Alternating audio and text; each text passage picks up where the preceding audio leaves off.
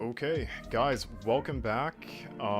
This is my reboot after apparently there was a internet connection issue and my stream got disconnected. So anyway, for those of you who are either just tuning in or who are hopping back in from tonight's stream 5 minutes ago, actually, then welcome back to part 2 of tonight. And hopefully we don't have any more internet connectivity issues. And so basically I'm going to talk about where we left off. Guys, at the moment I am participating in Jake Parker's Inktober along with Monster Garden's Trenchtober, and what we're looking at are the beginnings of a character that fits the prompts for both of these challenges. Those prompts being Boots, and I just erased it earlier, but the other one being Dwarf for Trenchtober. And so what I'm doing right here is making a basically a shrimp dwarf guy. And so as I'm talking about this, everybody else from the previous stream is kind of hopping in, this or that. Thank you. I can't say confidently that I found the problem. I'm actually still kind of concerned about like what interrupted this, but hopefully yeah, like a few changes should keep that stable. I'm just gonna like minimize the Chrome window, kind of have that run in the background, not prominently, and I'm just gonna go for it, kind of starting from here.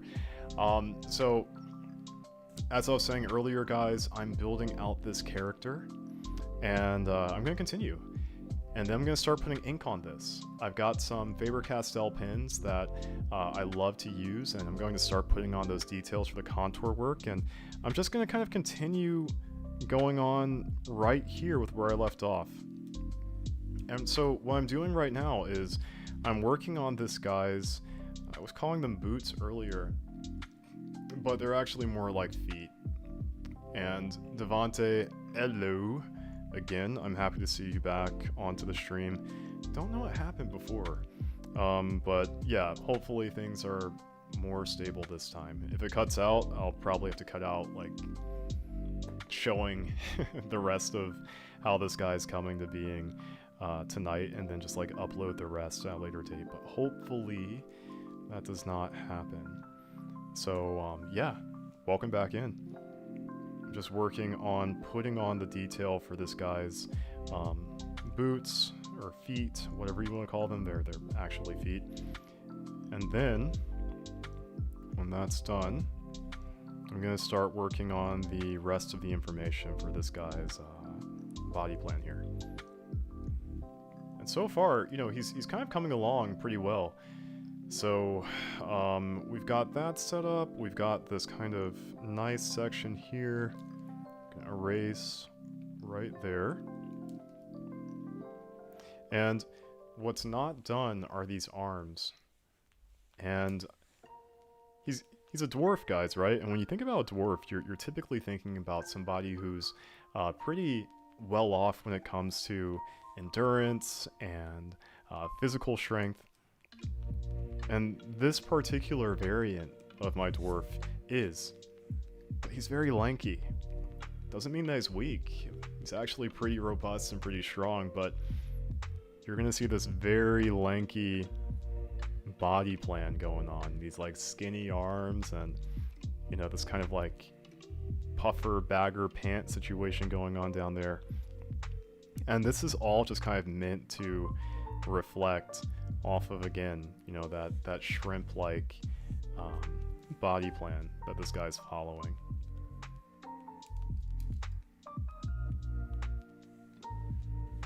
So we're going to start putting on, you know, like the detail for the shoulder over here, the biceps coming up soon after.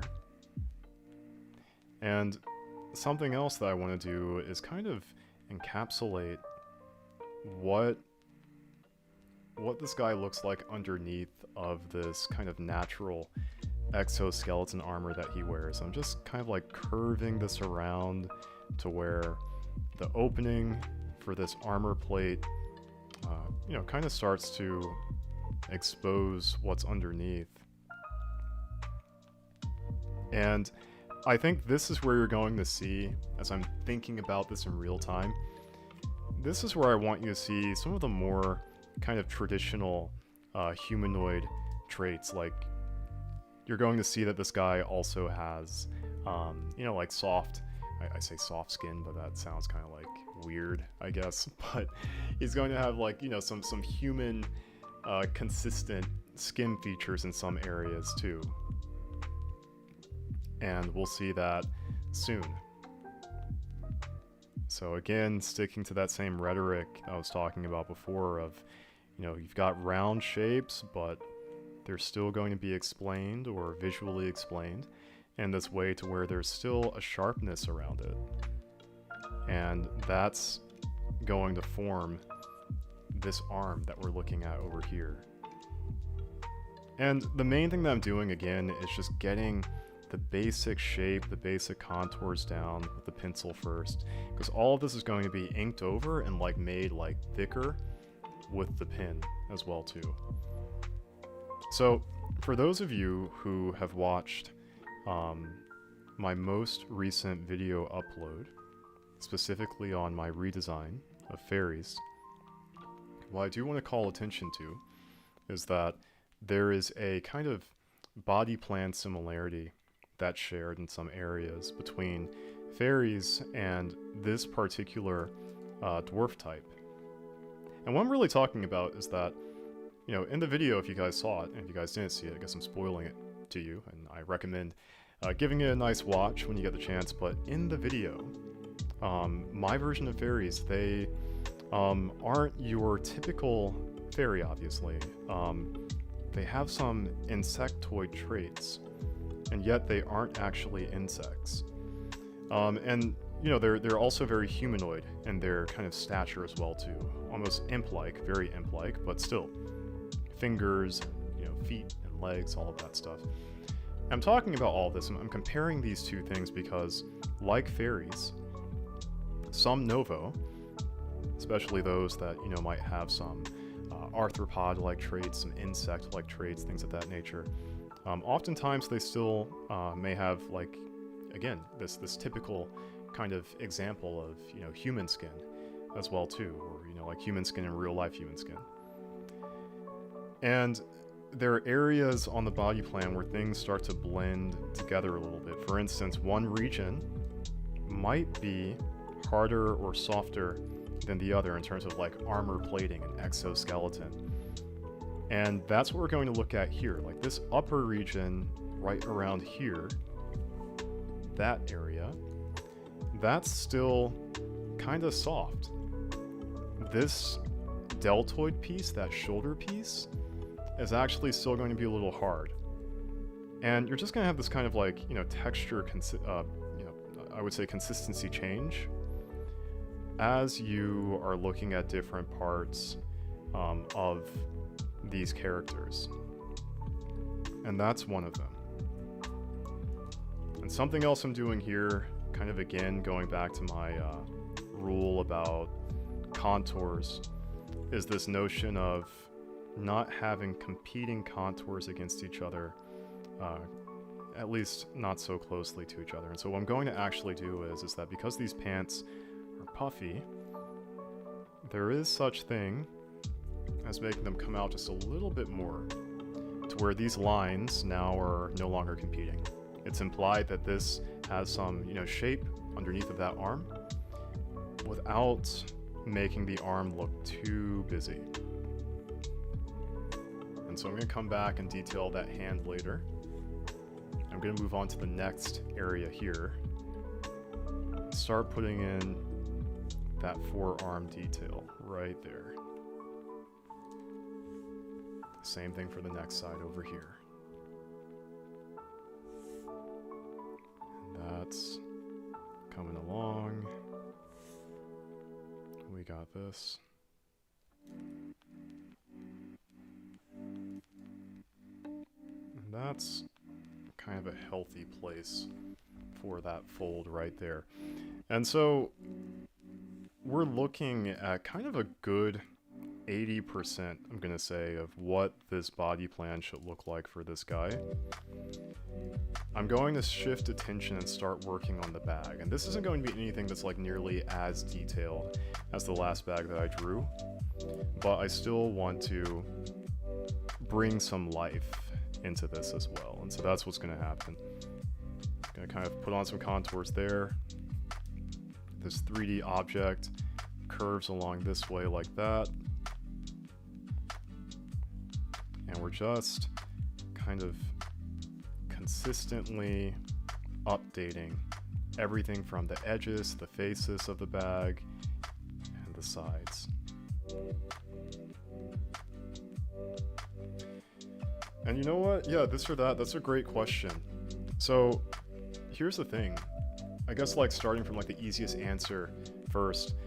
Like I was talking about in the last stream a second ago, the animal species, the monsters in my world, have familiar forms of things that we have in real life, right? Like, you know, a species of bird maybe, or some species of squirrel. And then other creatures that are completely original. And so, to answer your question as to, you know, like what traits do Novo typically take their traits from, it's actually dependent upon their environment, their location. If Novo have a tribe that historically has lived, you know, like close to the water, say for instance, then you're going to see different Novo that have perhaps more marine and aquatic life traits. For the ones that live maybe by, you know, like the desert or the forest, you'll have different creatures in my world that, you know, have made their adaptation, you know, to like those environments, probably show up in a few of their genetic traits, Novo's genetic traits, and their, you know, body form and body plan and abilities that they have, if transforming or just, yeah, in life in general by default. So hopefully that gives a little bit of detail, but let me know if that answered your question. I'd be happy to go into more topics about that, because the cool thing about Novo is that the kind of horizon for opportunity for different shapes and, you know, different species is kind of endless, which is, you know, for me at least, it's pretty cool. It's pretty fun. And so what I'm doing here, guys, is I'm actually just kind of carving out some more contours for things like pockets on the bag, things of that nature. And this is all just kind of like the silhouette work, basically. These lines that I'm doing outside of this, you know, bag shape will eventually reflect the contours of, you know, like three-dimensional objects depicted here, like this kind of pocket that we're going to see in a second. Like bada bing, you can bring that down, just carve that out like that, and we've got, you know, something that's going to become a pocket. And I want this guy to also have like a few other things on his person that he's selling. So if we're thinking about things that a merchant is going to sell within the world of Animus, one of those things is probably going to be just like a catalog, a magazine of different items that you're going to use in your travels, right? Potions, elixirs, different weapons. Think about Skyrim, think about Final Fantasy, common things that you would see equipment-wise or item-wise that you would take for your travels. So we're going to see some of those. And yeah, this or that, generally speaking, Novo don't get mistaken for too long for being something that is, you know, semi-human, right? And what I mean by that is that in this world, despite the fact that Novo can take on, you know, lots of different forms, they can look like you or me, or they can look like, you know, maybe something that's got like a bit more in common physiologically with a fairy. It's their mannerisms that set them apart. Things like intelligence, things like just overall social behavior. At the end of the day, you know, there's something that's very, at least up close, right? Like there's something that's very canonically human about the different species, about Novo in this regard, that other species of human are going to recognize. I want this to, thinking out loud guys, that's going to have a pocket that comes down like that, fold like that, curves out like this. I'd love to get other questions from, you know, the other viewers watching in about, yeah, just the world them building, the creatures, the characters, even the rules that exist within it, at least for this segment of the stream. So you guys are more than welcome to fire away. I will give as many answers as I can, or just ask me anything. Like, it doesn't need to be stuck on just that one topic. Yeah, feel free to chat away. I'm gonna keep on chatting over here as I keep making this art. And hopefully soon, I'm going to imagine in the next, say in the next 20 minutes, we're gonna see if I uphold that. In the next 20 minutes, I'm gonna switch over to inking. I'm trying to speed up my production time on this type of thing. So we got that coming down.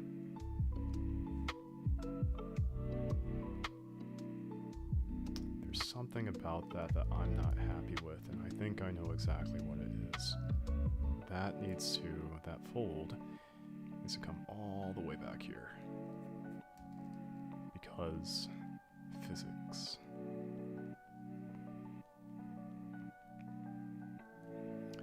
Autumn, welcome back. I think we're all doing like, you know, some sort of not Scottish, I'm sorry, some UK accent coming into your, hello, oi, hello, something of that nature. I never could get mine like really well, but just picture like Peaky Blinders or something. Like, oi, I'm Arthur Shelby. That was a horrible author impersonation, but on the topic of TV shows, what's your favorite TV show, guys? Like, it's another topic that we could toss into this. I'm curious to know what people are watching nowadays, because I'm actually looking for something to play in the background for some of my things. Not that I've got a lot of time to watch TV nowadays anyway, but I'd love to hear it if you've got something to share. And this or that, yeah, that's a great question. What can I tell about the protagonists, plural, potentially plural, without giving spoilers? I can tell a few things. I'm going to start with the main character. So I'm going to keep this as like, you know, the main protagonist and kind of, you know, like expound upon that going forward. So, this or that, as you know, there are 3 species of human in my world. The main character is a human from the tribe of man. And if you guys remember, tribe of man, they are not able to wield magic. They are a species that is very similar to our kind of, you know, expected human definition in fantasy. When you take a look at Tolkien's Men, for instance, this was a direct inspiration for the tribe of man in a lot of ways for my world. So a lot of the same characteristics that you would see from there, but with some unique twist, right? Um, for those of you who have seen any of my videos talking about it, you guys might recall me talking about this ability of technomancy that the tribe of man is able to manipulate on a very limited level. It's a very small percentage that's able to do so, as well as this ability to manipulate something else called Zill, which is a kind of unique counterpart to the system of power that's known as magic in my world. So anyway, going back to the main character exists in a country, a region, Grand Naciones, and he keeps having this recurring dream. And in this dream, he's fighting this monster over and over again, and it's like it's been kicking his butt in this dream sequence, to where not only does it feel real in every single sense of what he's experiencing, but happens, very frequently to where he remembers, like the same dream over and over again. And one day, one night, actually, he defeats this monster, and somehow, one way or another, he realizes that he's able to access magic, like Cast or like Novo are able to. And this is something that, as you guys already know, is something that's an anomaly. The tribe of man has never, in the history of the world, been able to naturally create or summon magic, but the main protagonist of my story suddenly is able to. And this sparks a chain of events that really start to unfold very quickly within the universe. One that really kind of catches the attention of a very dangerous force that begins to pursue him. And I could keep on going. I do think that like if I continue, there might be a few spoilers, and I'm also not like very good at narrating the plot summary of this. But that's kind of a taste. The main character eventually rendezvous with a group of other characters, a group of other, what would be protagonists who are there, who were aware of, like this guy's awakening, so to speak, this my main character's access of magic. And they belong to an academy that's very similar to a kind of Hogwarts, if you will. This academy specializes not only in teaching people how to use magic, and various martial arts and weaponry, but it's also an academy that protects various parts of the world from various threats, existential and whatnot. And once my main character, his name is Kinnix, I should probably also say that too, just like the book is named after. Kinnix, the main protagonist of my story, once he awakens his magic, an existential threat begins to threaten Animus.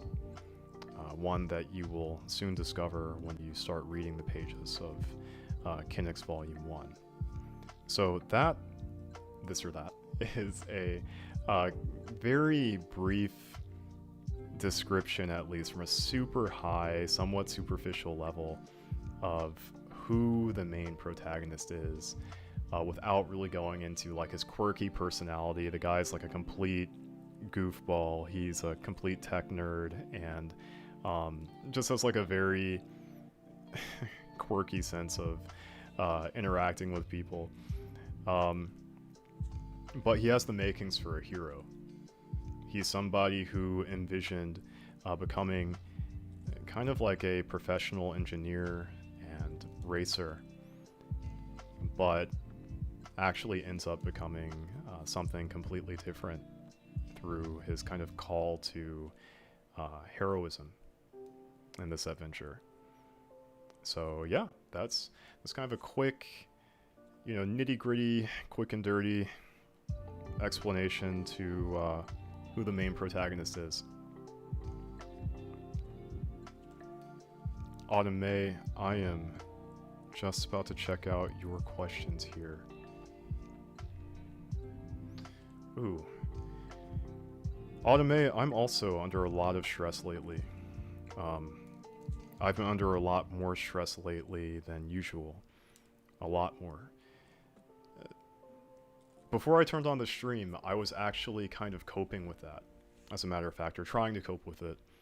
I'm not even joking. Like, I went out today to a park with one of my best friends, actually with Devon, who you guys have seen on the stream periodically. And, I just kind of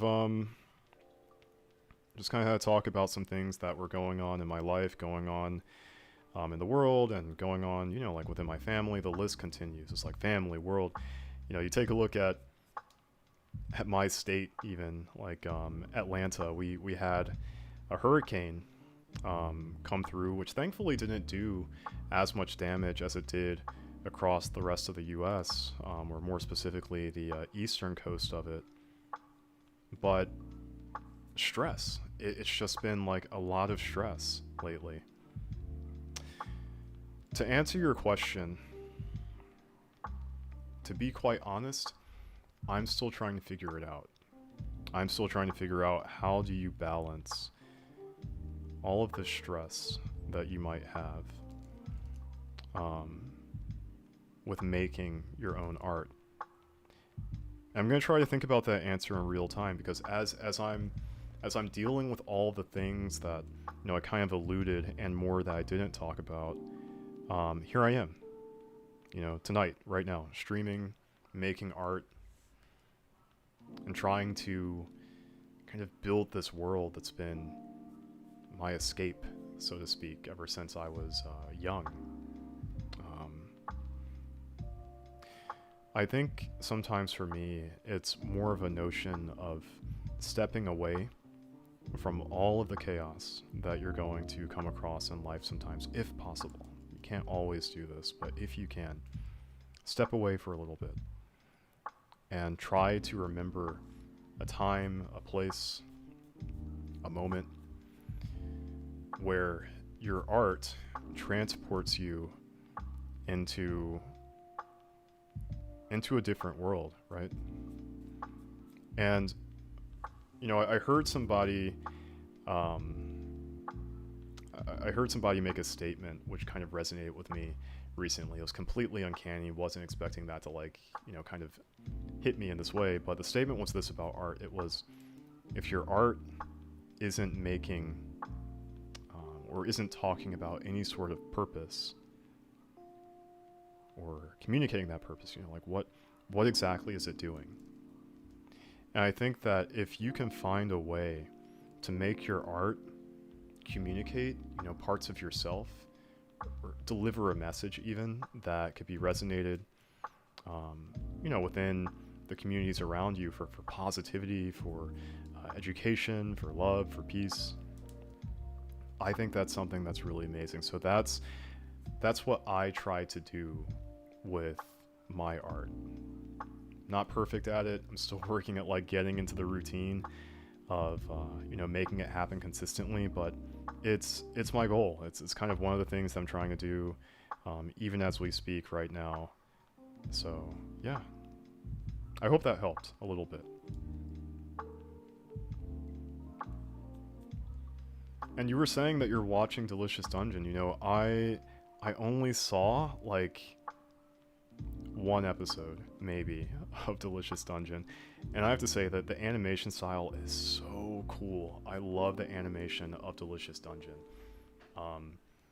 It's just like, I don't know, it's like, it's really painterly, it's really cozy.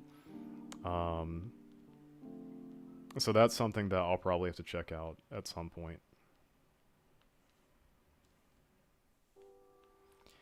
And guys, I'm gonna give an update on where we're at right now. So this bag is kind of in a good spot. I think that for what I want to put on it in terms of like detail for tonight, I'm thinking about what other things would a merchant carry, and I think one of them is going to be a potion. I want this guy to have, like, you know, some nice potions on him, and so, you know, I'm going to start kind of like etching those out. In my world, potions are these orbs that you can kind of carry and crush, and when you crush them, you know, they kind of restore different aspects of your health, your energy. Think about materia in Final Fantasy VII. They're kind of like that, but bigger. And I guess crushable, because materia looks like it's actually kind of hard and not easy to break in Final Fantasy VII. I only saw it in like the remake and Advent Children. But anyway, besides all of that, I think I'm going to add some potions onto this guy's kind of list of wares that he carries. I'm going to take a look at some of the comments that I missed here.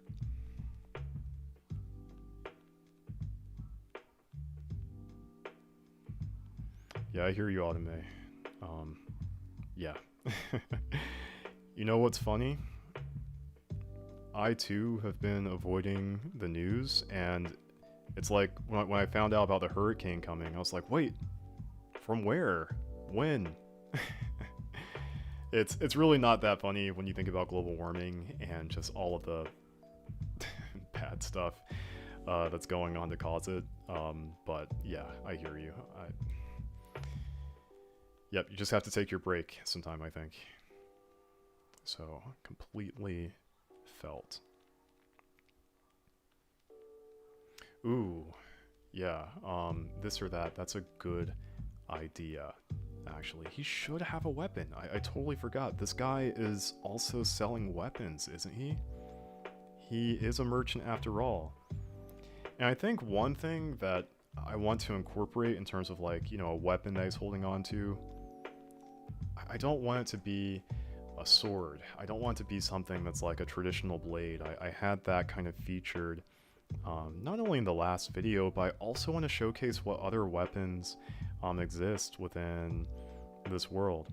And as you guys know, excuse me, we have mages, we have you know, warriors and things of that nature. I haven't drawn any like casting rods or, you know, staffs or anything of that nature. I'm kind of vibing out with this idea of putting a staff in this guy's arsenal, one that's used for casting magic.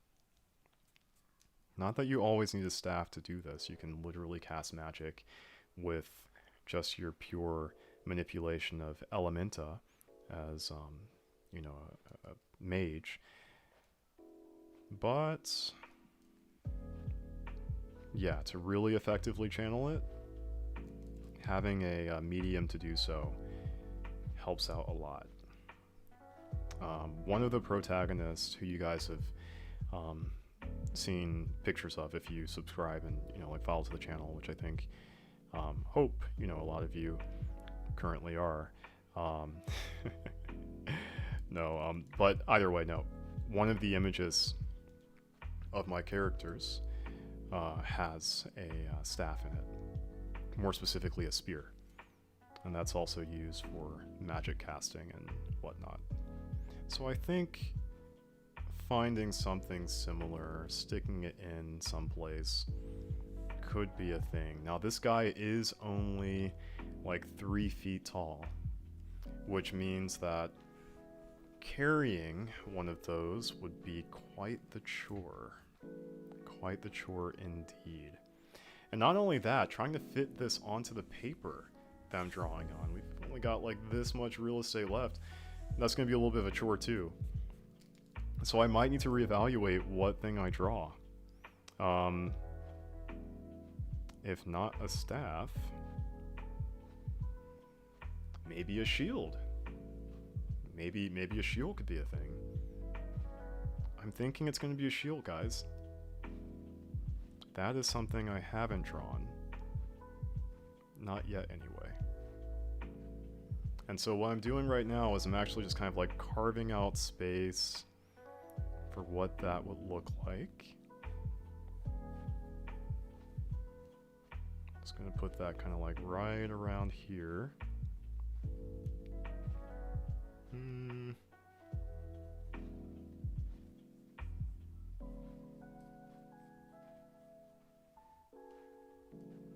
Autumn, I'm glad to hear it. That's got like, you know, this nice combo of, you know, great animation and humor too. I haven't seen the humor in the show yet, but I'm gonna trust your advice on that.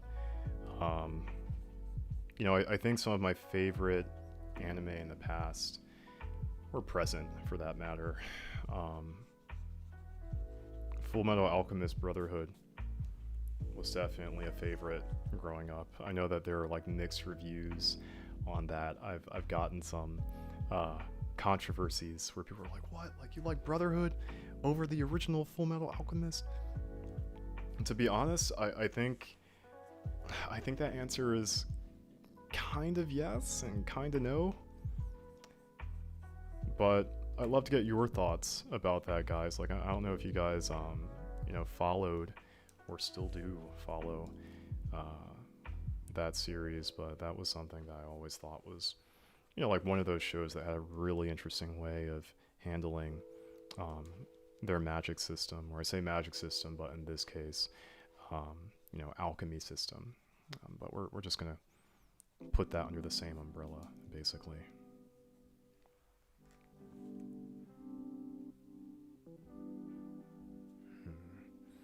We're gonna pull that around like that.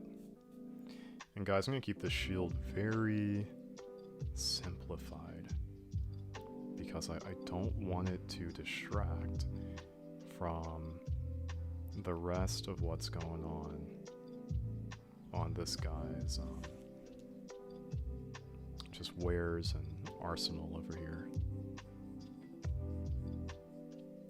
So we've got that line coming down that's going to swoop over like that. This is going to come out at a bit more of a thicker curve, and then that's going to again swoop down to imply that this is actually a concave sort of surface here.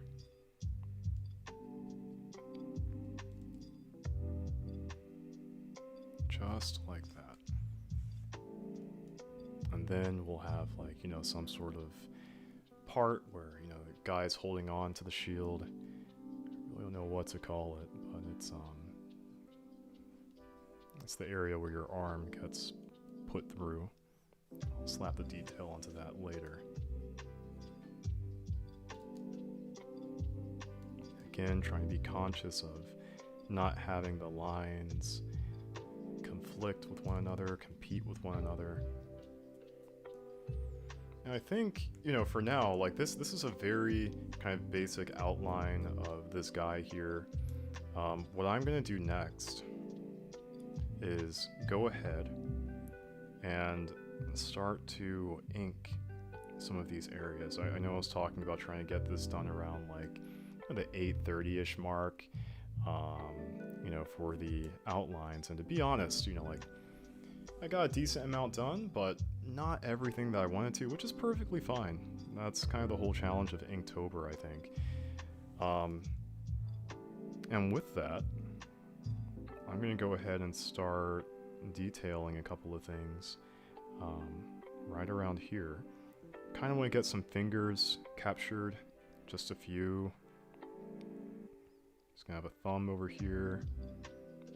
What I'm doing is just kind of like mapping out these very basic shapes. Like this is not the recommended approach per se of capturing fingers if you're like a beginner at doing so, but just after having a little bit of experience, I'm gonna cheat. I'm gonna shortcut my way through and kind of show this in like a simplified way. To this day, I am not a fan of drawing hands. Like it's just like not, it's not my vibe. It takes a lot of just understanding of the technicality that goes along with it, but you know, once you learn it, you kind of don't forget it. But still, it's just, yeah. It never gets old, I guess you can say. It's one of those things where it's like, oh, you know, like don't mess up, don't make it look awkward, at least for me. So like I said, I'm gonna start putting in the ink work on this, and we're gonna begin right in this area here. So what I'm gonna do is, for all of the negative space, or not negative space, but like the dark shadowy areas, that's where all of my line work is going to be significantly darker and thicker. You can actually see how I'm carving out these shapes over here, which are meant to get filled in, just like that. Same thing for this side over here. That's a thin line over there. But then we've got this region over here, dark. I'm going to bring that down again. I'm just going to keep that up. Got this elbow that juts out a little bit like that. Swooping that back in. And I'm just trying to be very cautious with, you know, where I'm putting the main focus on for this sketch, for each section, each contour of the guy's form here. And this way, not only is it something that kind of, you know, helps to carve out and depict, you know, like what feature belongs to what, but in having this variation basically in, you know, line thickness and weight and things of that nature on the same line, mind you, it's something that keeps it interesting. Your eye follows, and yet it's not meant to get too bored as it's looking at the shapes, because you've got these areas where some of these features are just a little bit thicker, a little bit thinner than the others. And that cadence, right, of that kind of like shifting and switching, that's all something that, again, you know, is not only part of like the visual style that I'm trying to produce here, but it's just yeah, it's reflective of like the depth or the shadows or the highlights. It gives it that extra level of palpability of like, you know, realism despite its comic book sort of presentation that you can experience with your eyes. So we're pulling that around too. Shadow, darker. Same thing for this. That's going to get dark underneath of that armor plate, like that. Filling that in. Now we're just going to repeat that again for this side. This is going to be a little bit less dark, a little bit more shallow.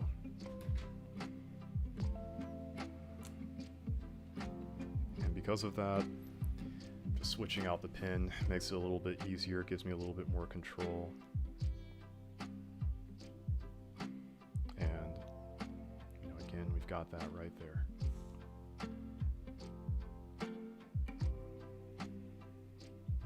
And so you can see that right now as I'm using this kind of skinnier pin, it's good at capturing the smaller details over here without conflating them, without making them too big, in which they're, you know, like overly competing with something else.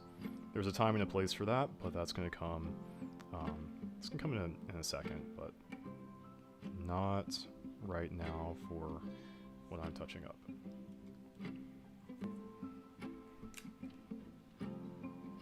Now I introduce it. And I'm going for this kind of like iconographic look for the outside of this. And this is something that's especially important, you know, when I try to make specifically distinguishable and unique characters.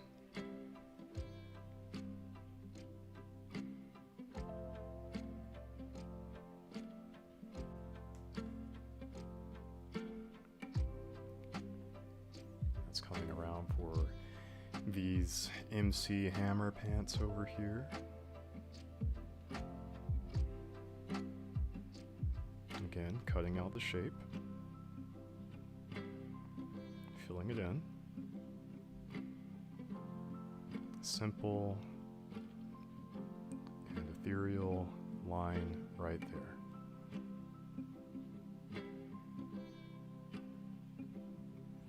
And one thing that, you know, I've kind of talked about before in the past is that a lot of my influence for my style, what I'm showing right here in particular, stylistically anyway, is kind of attributed to, I would say, Takashi Iizuka and Tetsuya Nomura's work. I just always kind of thought that the way how they handled their lines and contours was like, wow, phenomenal. And, you know, it kind of helped to inspire a lot of my methodologies with this stuff too.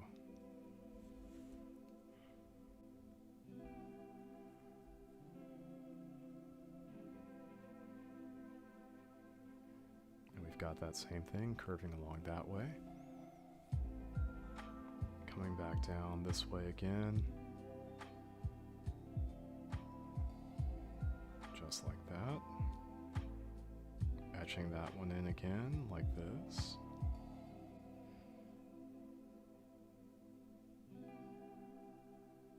And creating that shadow right there in that area to directly make it clear and like loud and clear. This is a different line. This belongs to a different object. For this one, it's going to be thinner.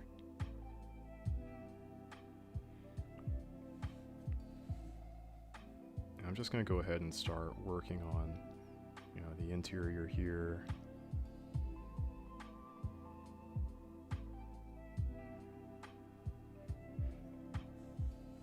You can now begin to see, you know, this character really kind of taking shape.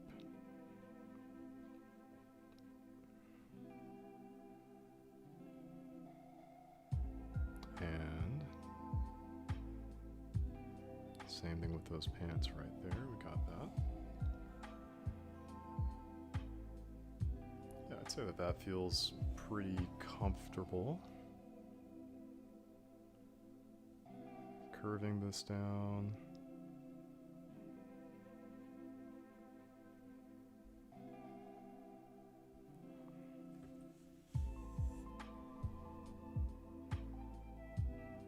And bringing that one over like this.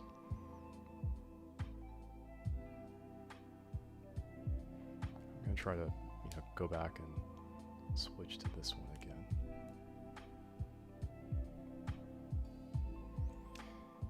You know, automate, yeah, like first off, I think that's awesome. If you're about to, if you're even thinking about the idea of starting a channel, I highly recommend it. And, you know, I think there are a couple of answers I can give, like just, you know, to that question, right? Like, was I nervous about making my channel? Yeah. The easy answer is yes. I was totally nervous when I was making this. I probably didn't show it like publicly, but in my head I was like just like sweating buckets. I was like, oh, you know, like shit, what if I say something stupid, or what if I release something that, you know, people just don't like, or this and this and that. I had like a million things in my head about, you know, these are reasons as to why I might mess up. Like air quote mess up, you know, like making a channel. But to be honest, my will for giving it a shot, for trying it, was more than that of, you know, like not trying it. I felt like if I were to put this on a scale of potential regret, I would definitely regret not trying it more so than I would trying it. And you know, I think to your last part, or to the last part of the first comment that you made about like negative things that might set you back and what motivated me to kind of go ahead and make this, I'm going to tell you a personal story. You know, what motivated me to make this was the simple fact that not only were negative things happening to me in my own personal world sometimes, like, you know, oh no, the economy and tech layoffs and, you know, this and that, factors that I can't control, you know, were happening to me and to, you know, people around me and whatnot. And I think just realizing that I'm in a predicament, and when I say predicament, I'm more so talking about like a situation where most of my personal career success had traditionally been solely reliant on an employer or somebody else basically in this regard to give me a paycheck, to sustain my living. I wanted to try to find ways to not be solely reliant on that. That's one part, but the other part that motivated me was that since I can remember, going back to childhood, I've had stories and ideas that have existed up here in my head that I've always felt would make people happy or excited or interested perhaps in some topic, some adventure, something that's meaningful, which I can also depict in my stories and world building. And I wanted to start that. I wanted to really try to get ahead on that. And I felt as though through Kinix, through the world of Animus, that was my kind of magnum opus. That's like my passion child. I wanted to get it started. I wanted to kind of test putting it out in front of people. I wanted to get visibility on it, even if it's just like a few eyes or whatever. I just wanted to see, what do people think about this?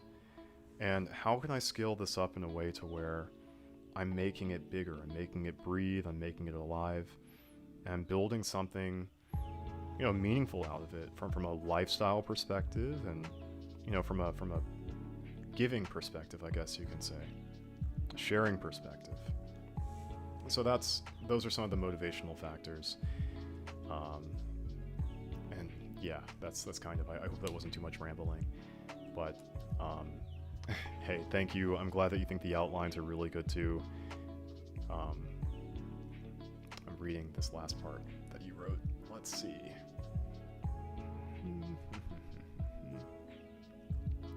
You know, I'm actually not familiar with Micron and Copic liner at all. It sounds like something that deals with line art, but I don't know. Why don't you tell me a little bit about that? Love to hear.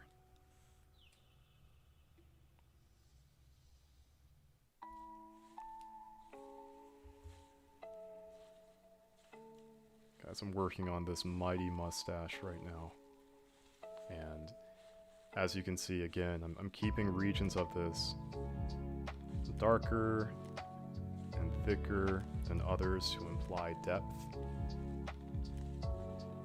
And from there,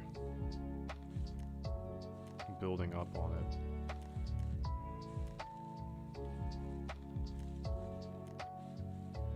And as I get closer to, you know, the inner workings of the mustache, the kind of, you know, like twirl and spiral, these lines are going to get thinner in thickness. And that's because of the fact that not only are those, you know, like, not the main focus, or I guess, like secondary aspects, they're more so secondary aspects of this, you know, primary mustache, but the more voluminous, I can't think of the word, voluminous, the thicker areas of this mustache are meant to kind of carry more weight on them. This whole concept of weight is really important in this design, and that's going to be upheld with the line work.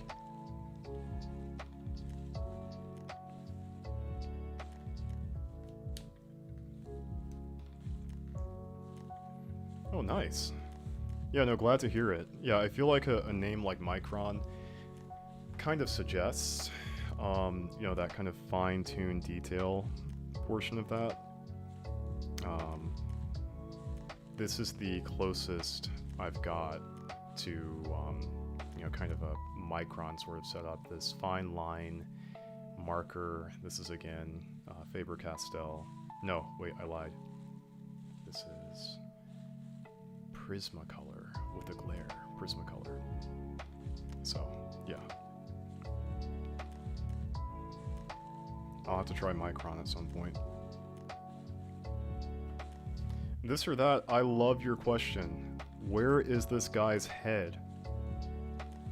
this or that. This guy has like no neck. His head is here. This is his mustache, and he's got this thick kind of armor-plated helmet, this shrimp crustacean helmet on his head that looks like it might be one size too large, except it's actually not. This is just how his body frame is made. And his nose is right here. So we've got this kind of profile where you're looking at him and you're like, where are his eyes? Where's his mouth? Where's his head? And that's kind of on purpose to a certain extent. He's meant to be this really kind of short and stout character. Ooh, I'm running out of ink. That's rough. Let me see if I could like get something out of here. Okay. Yeah, he's meant to be this short and stout character who definitely has a head, but it's so tiny in comparison to the rest of his body that, you know, sometimes you're trying to figure out, like, who am I looking at? What am I looking at? So that's this area over here. That's his head.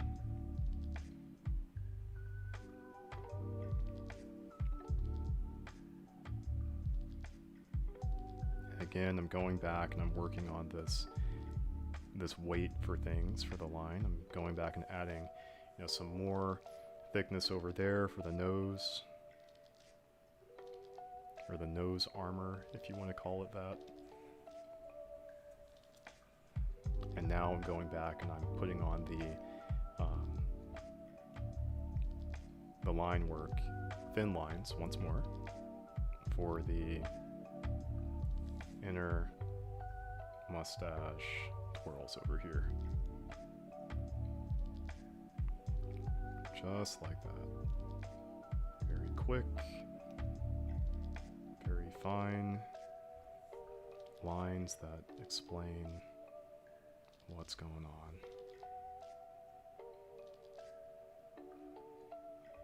Just like this.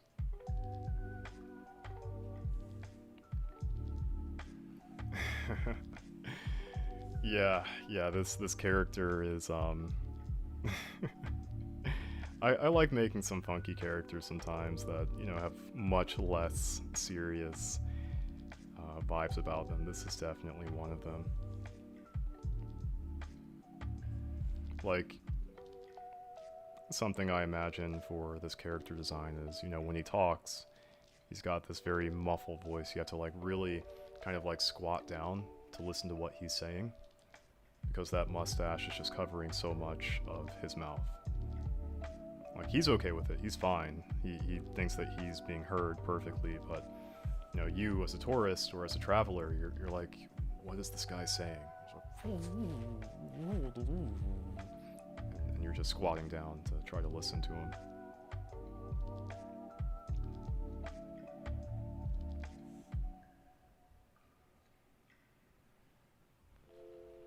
Okay, so we've got a pretty good outline, I would say, for the head here that's made.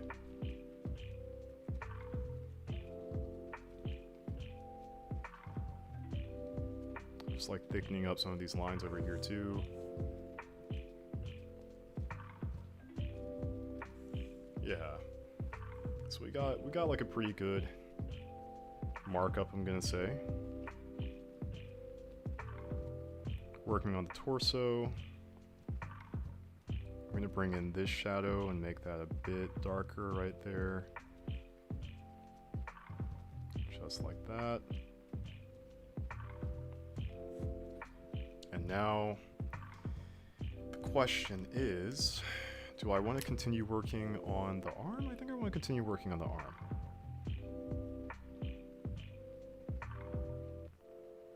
This part's going to be, you know, pretty subtle with that line right there, like a medium thickness, I guess you can say. This one over here, about the same. That comes over like that. And for the forearm, we're just going to go ahead and kind of mark this up like that. Do the same thing over here.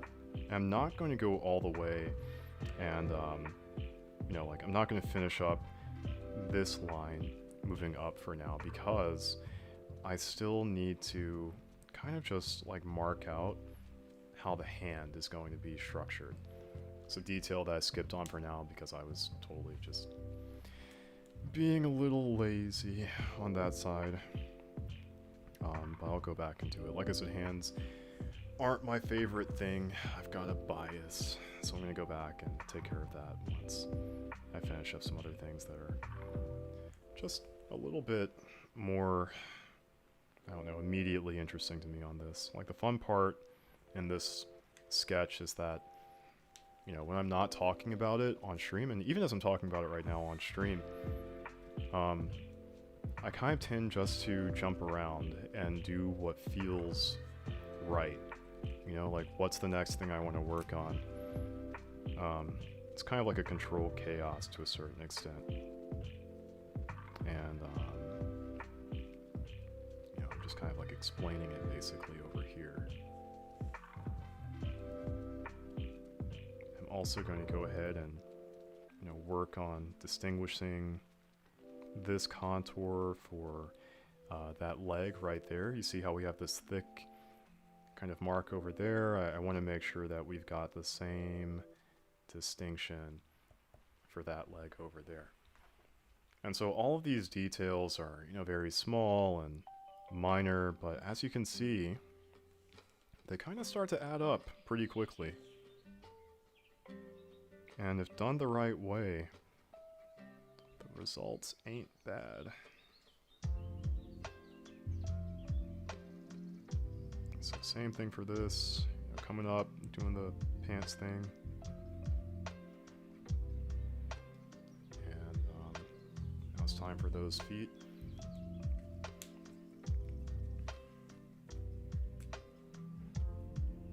As I'm doing this, I'm wondering how many people are participating in Trenchtober by Monster Garden. Do you guys all know who Monster Garden is? I'm not sure if we've got any followers of that channel in the stream right now. I can confidently say that, you know, my channel follows his channel and all of that stuff. I feel like on YouTube, somehow, one way or another, world builders just kind of get connected to each other. That's one thing that I've kind of discovered over the, I don't know, like 7 months of having my channel. But yeah, this guy, Monster Garden, he's got some pretty cool design ideas. So he's been kind of like on this influencer status, so to speak, at least in this kind of world building, fantasy, RPG type of thing niche. And yeah, like taking part in his challenge as well too. Love to see how many others are doing it in a couple of days. So, ooh, Automate, you follow his stuff too. Yeah, this or that. I think you were saying that you follow him also. Maybe. That might have been you, or that might have been somebody totally different in another stream. Yeah, see what I mean? Like, you guys all follow him. He's got... he's got some popularity. What do you guys think about his Trenchtober? What do you guys think about the whole idea, the, you know, prompts and topic? Love to get your thoughts.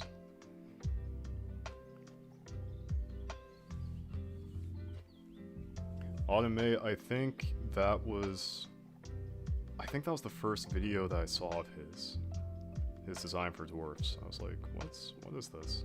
And I took a look and I was like, you know, that's actually super cool.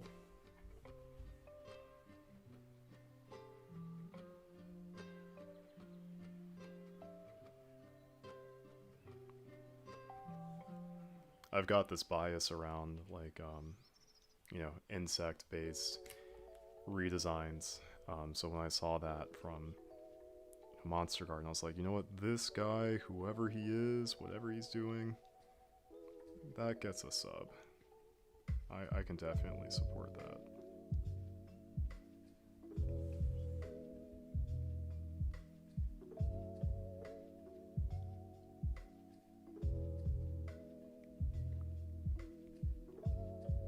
Guys, and we're at a spot where the feet are just about done. We've got these contours, we've got, you know, like this nice kind of tweak right there. Yeah, that is at a pretty good spot. Next is time for the hands. And because this pin is a little finicky right now, I'm just going to switch over to this other one that has a bit more ink to try to just capture those details for the fingers, which we can see right here coming into view.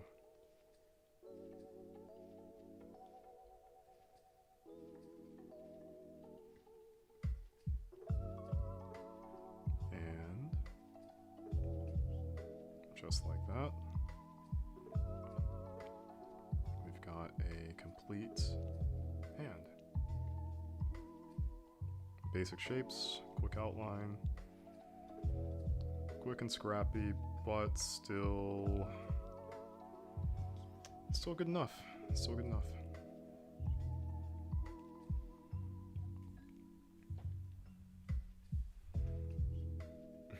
I'm reading comments right now, guys.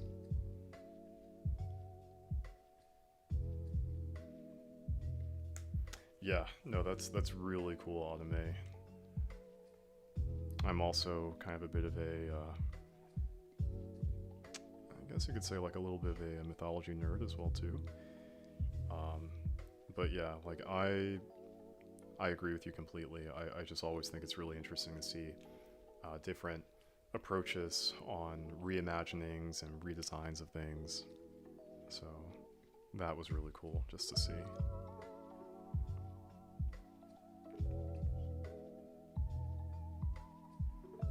Oh my ink. I don't know how many more drawings this pin has left in it. I hope it makes it to the end of Inktober. But yeah, it's struggling a little bit.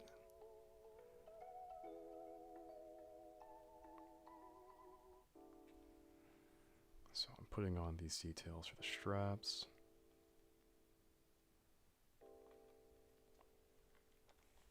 And something else that I'm really working on is just kind of like this, as I've said before, you know, this idea of communicating the basic form, the conceptual form of what something is. Not everything needs to be perfectly described to photorealism in my style, but needs to be described in a way to where it conveys to the viewer, this is what this is what this shape means, this is what you know, this object is. And I was more so referencing that with the strap over here for the bag. Yeah, thanks this or that. I think I will, just in case, because yeah, like I'm not sure if you guys can see that. Like I'm actually, check this out, I'm trying to put something on here. Nothing. I'm squeezing down and just getting some things out, but yeah, she's on her last leg.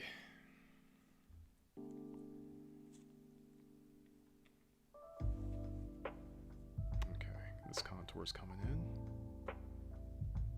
swooping in.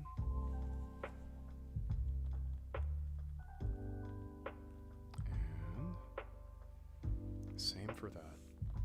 Is this consistent approach of, I call it cutting shapes, but yeah, cutting shapes for my art. And now this is something I want to kind of correct. That curve right there is something that's going to become a little bit less curved, because as you can see, this region here of the bag isn't actually overlapping on top of this other one, which is fine if it's not supposed to, but I kind of want it to. So what I'm going to do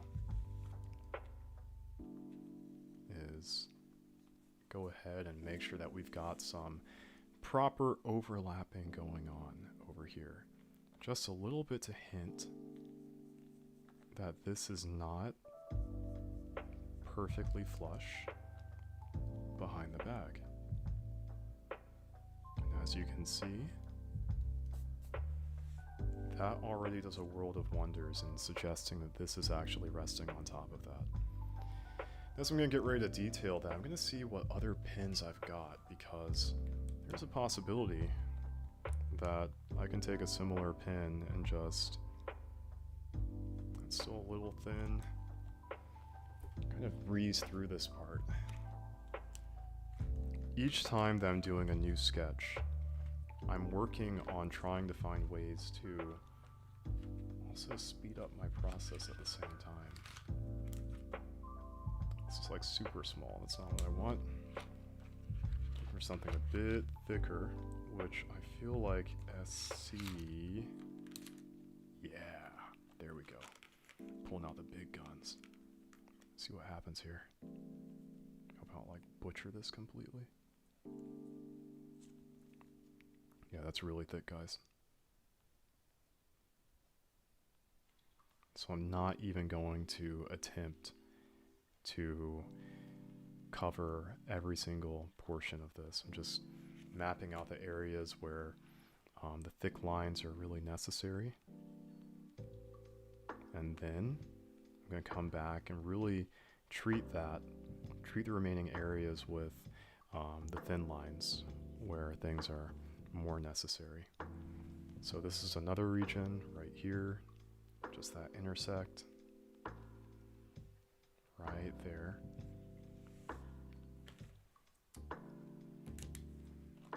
Alright, we're going to switch back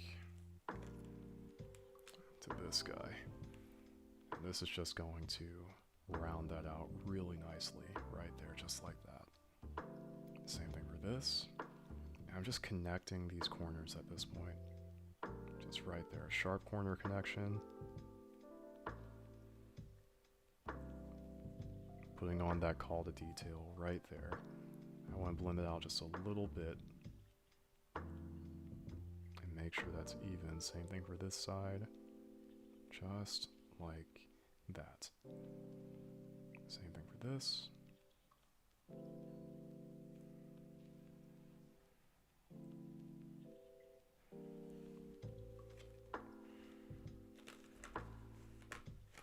I'm just kind of, you know, like bringing it down.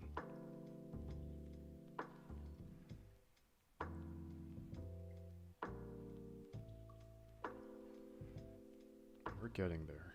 It's almost at a good spot. Same thing for this.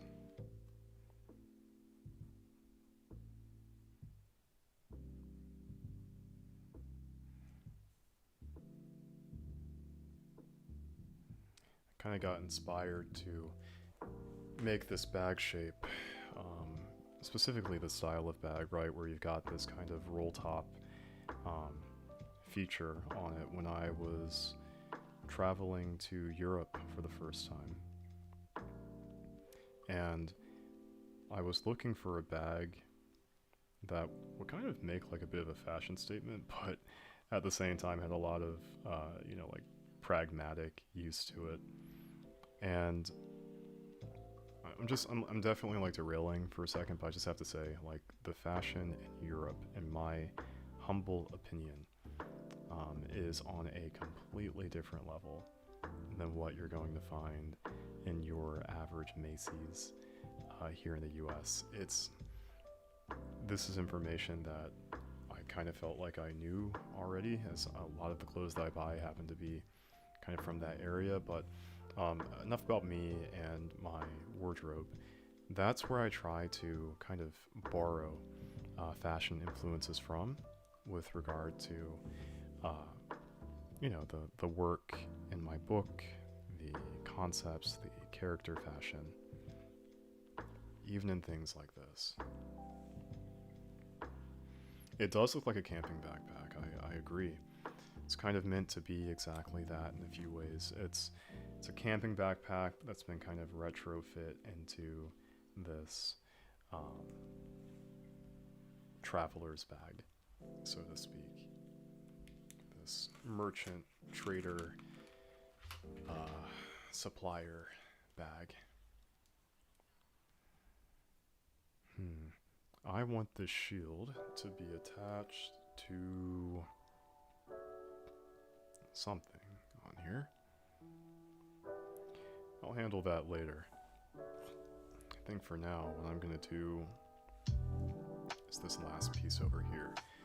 For tonight's stream, guys, I'm going to make sure that we capture this boot, the prompt of the Inktober challenge for today, and this hand that's holding it, because those are kind of the last and probably most important parts for this particular sketch.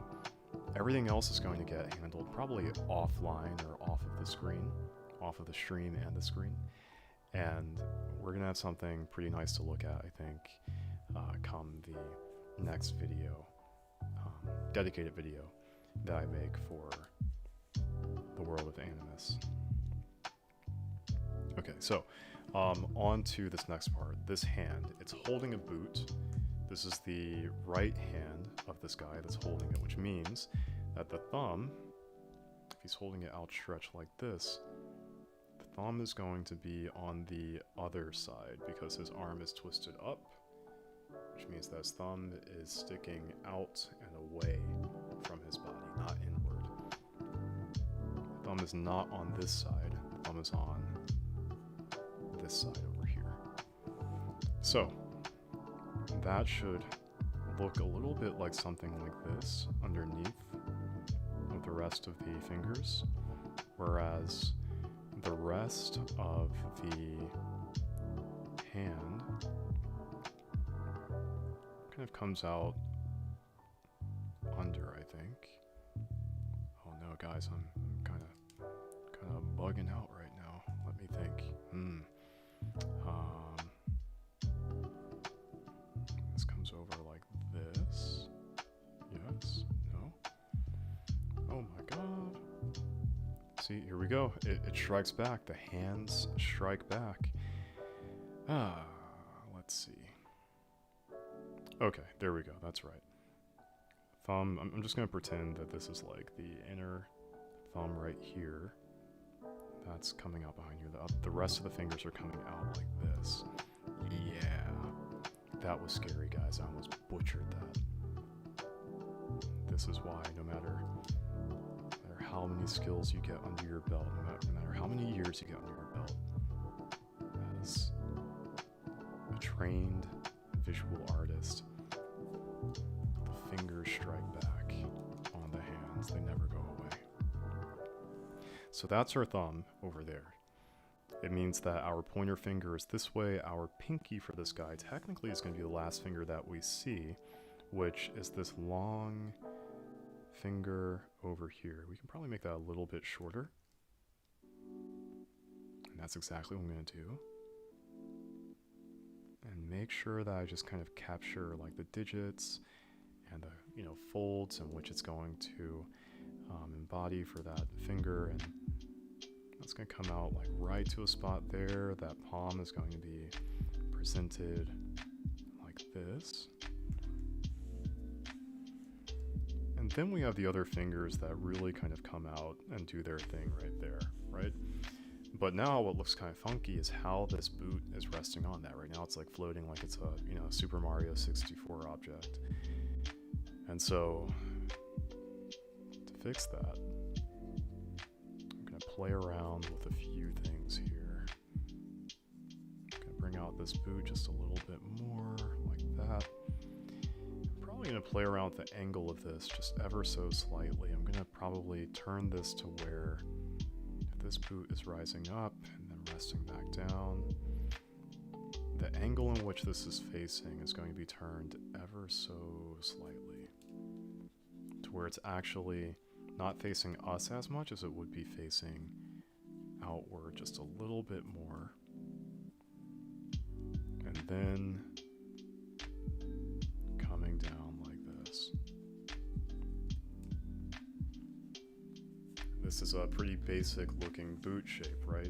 We're going to go ahead and try to add a few more details to that side. How do I want this tactical boot to look? Let me think.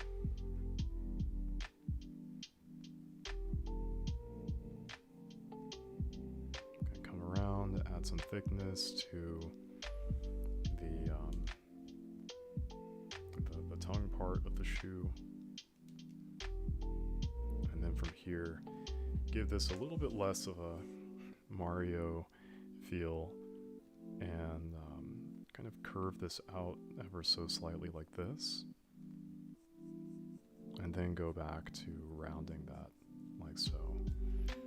And if this is a boot, then it's going to have probably like a nice kind of metal tip part to it. I think that's something like that. Curving this down like so.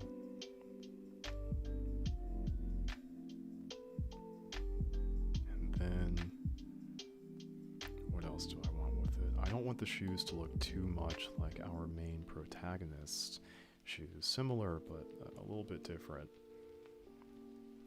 You guys probably don't have a good, I could be wrong, but I haven't done any like specific zoom in on my main protagonist shoes, but the image is right here in my head about his, so I'm trying to just create a bit of separation between that and his own. So let's see, we've got this part. These are tactical. So I'm playing around with a few different ideas here.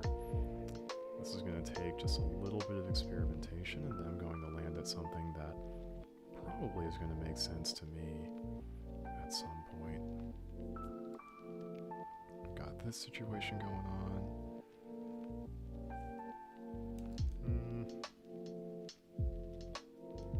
And I would open up a window on, Google Chrome or something of that nature, just to take a look at like a few shoe styles that would kind of jump out to me. But my computer in the last stream, for whatever reason, crashed unexpectedly. I do feel like it might have been because I had Chrome open at the same time. I'm using an older laptop and blah blah blah. Can't handle some content as well as the newer laptop that still needs to be repaired. But that's okay. This is still coming along. So we're putting on some of the decorations on the boot over here. It's wrapping up nice and conclusively there. And need some shoelaces.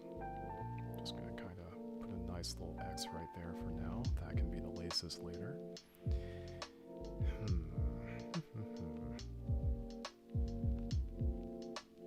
I wonder, do I want something? No, this is going to be in like a nice kind of water and beach environment. These are going to be more like hiking boots.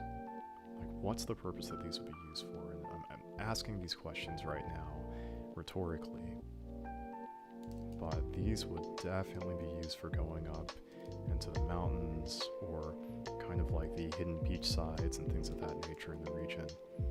So for that reason, these are going to be very breathable at the top. And that's like this, that's like that. And this is coming along in kind of like a form that feels right so far. You know, aesthetically, this is the direction that I'm trying to move in. We've got that kind of tactical boot feel that I'm trying to project here. And then there's that last aspect here, you know, for kind of like suggesting this three-dimensionality, that steel toe.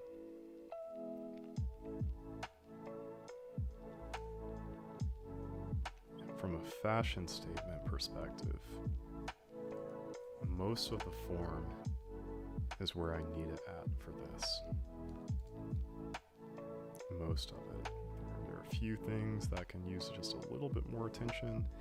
Not much, but just like that detail right there, where this is something that you can slip on relatively easily and then slip off.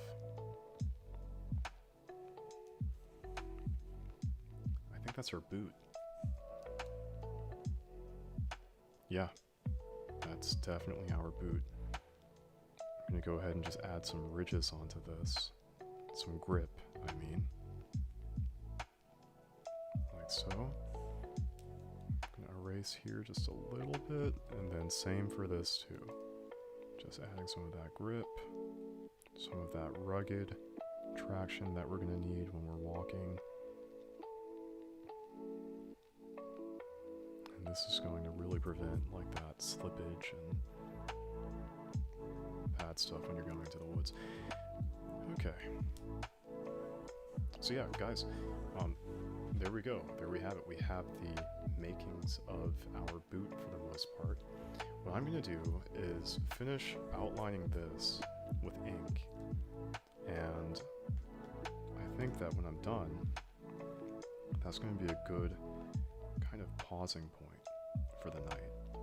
So let's watch together as I conclude this portion. And let's see how it turns out. So, same thing. A thin line, thicker line. And then once more when we get to the actual finger area over there. And again, it's just this kind of like teetering and balancing of, you know, the thickness to communicate what's what.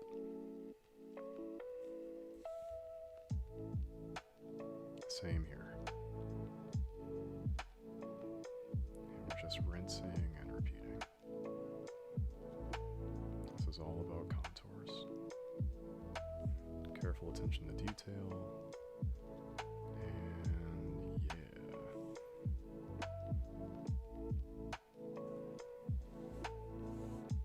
And the same thing for the boots outline over here. We're going to have these thicker contours that communicate, you know, boldness and contrast. And then once more.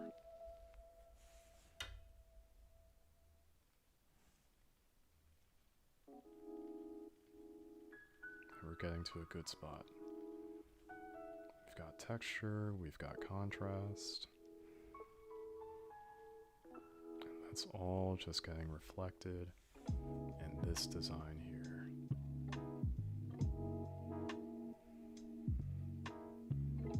And you can already see how this looks much more polished than the initial sketch, which had the intent of really just mapping out what things belong to what, and why, and where. And this is that next level of fidelity.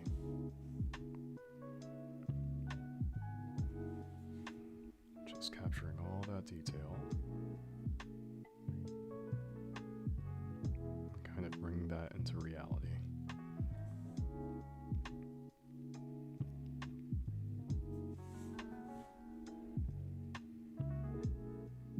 Same thing for this.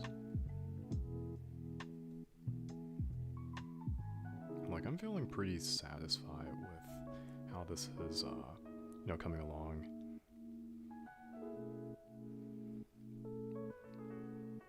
It's all a visual language thing.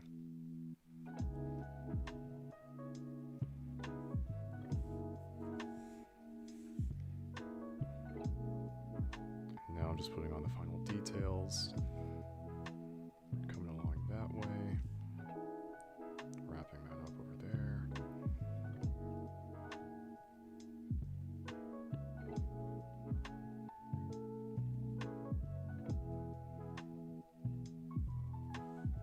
I have to say, I think that this is coming out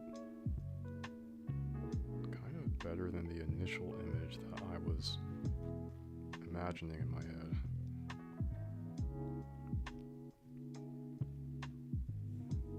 I was trying to find a style that was a nice middle ground between modern and traditional. I think that this feels like that middle ground.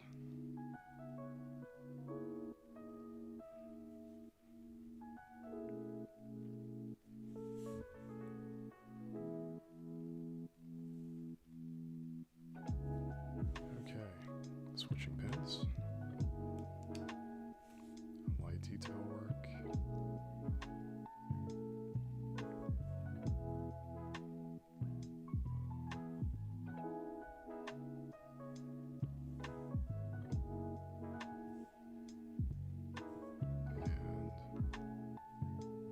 and this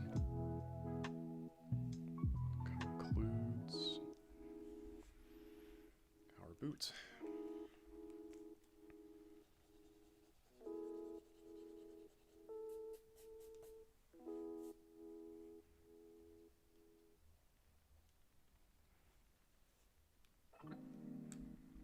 There's probably one more area I could just tweak up a little bit over here, just,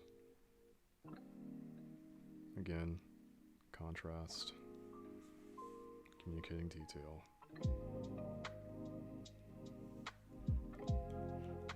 That's all right there.